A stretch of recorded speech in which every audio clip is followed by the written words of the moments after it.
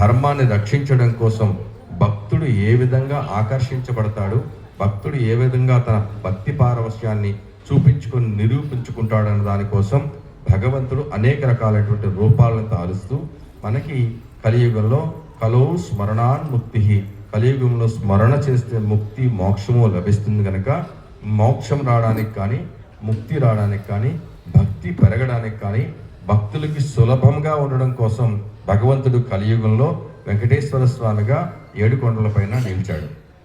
మరి మనకి 3 రకాలైనటువంటి దేవతలు మనకి ఈ లోకాన్నంతటిని కూడా పాలిస్తూ ఉంటారు.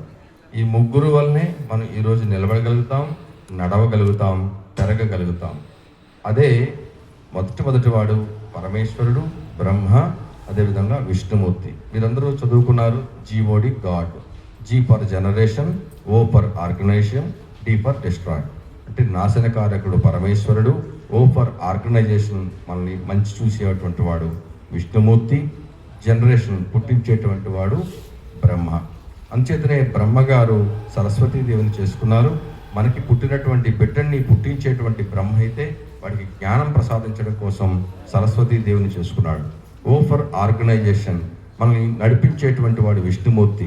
మనకి ఆ డబ్బు కావాలా, ధనం కావాలా, నువ్వు ఉద్యోగం చేయాలా, వ్యాపారం చేయాలా, నువ్వు వ్యాపారాన్ని చేస్తున్నప్పుడు ఏ వ్యాపారం చేయాలి, అందులో డెవలప్మెంట్ ఎట్లాగివ్వాలి అనేటువంటిది చూసేటువంటి వాడు విష్ణుమూర్తి. అంచేత మనం చేసేటువంటి వ్యాపారం, ఉద్యోగం దాన్ని కల్పించేటువంటి వాడు విష్ణుమూర్తి. మీరు చేస్తున్నటువంటి వ్యాపారాన్ని మీకు కల్పించాడంటే కేవలం అది విష్ణుమూర్తి ఇచ్చినటువంటి వరంగానే మీరు ప్రసాదంగానే స్వీకరించి ఆ ప్రసాదాన్ని అన్నప్రసాద రూపంలో మీరు 10 మందికి చేసి పెడుతున్నారు.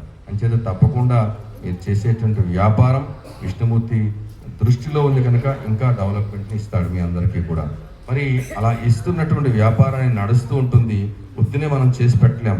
రుణం, డబ్బు ఎంతో కొంత వస్తూ ఉంటేనే మనం చేయగలుగుతాం. అంచేత విష్ణుమూర్తి లక్ష్మీదేవిని వివాహం చేసుకున్నాడు.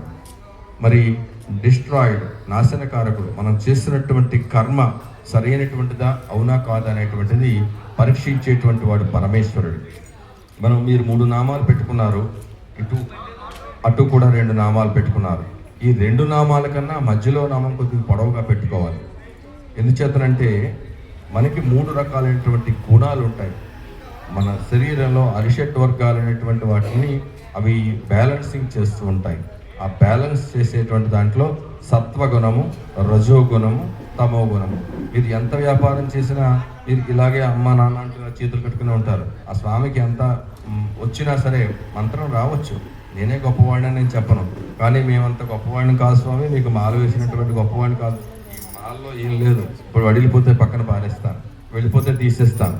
కానీ తీయకుండా ఉన్నది ఏంటి అంటే మీరు నన్ను పిలిచారు, నేను వచ్చాను, మీరు ఆదరించారు, ఆ భక్తి చూపించారు. ఆ భక్తి శాశ్వతంగా మనసులో నాకు ఎప్పుడు ఉండిపోతుంది. దానికోసం వచ్చాను. ఆ భక్తి విశ్వాసం ఎక్కడ కనబడితే అక్కడ భగవంతుడు మద్భక్త యత్ర గాయత్రి తత్ర తిష్టామి నారద. భక్తుడు అనేటువంటి వాడిని వాడు చూస్తాడు. విశ్వాసం ఎవరు చూపిస్తున్నారు, కన్న బిడ్డగా ఎవరు నన్ను చూస్తున్నారు అనేటువంటి వాడిని చూసి వచ్చి కూర్చుంటారు అనేటువంటి దానికి నిదర్శనం ఇందాక ఈ స్వామి మీదకి స్వామి వచ్చేసాడు ప్రారంభంలోనే. అంటే భక్తి చూస్తున్నాడు తప్ప మనం చేసేటువంటి అంగు ఆర్పాటు చూడలేదు. ఆ భక్తి మనస్సు పూర్వకంగా ఎవరు చేస్తున్నారో వాడి దగ్గర మఠం వేసుకుంటారు.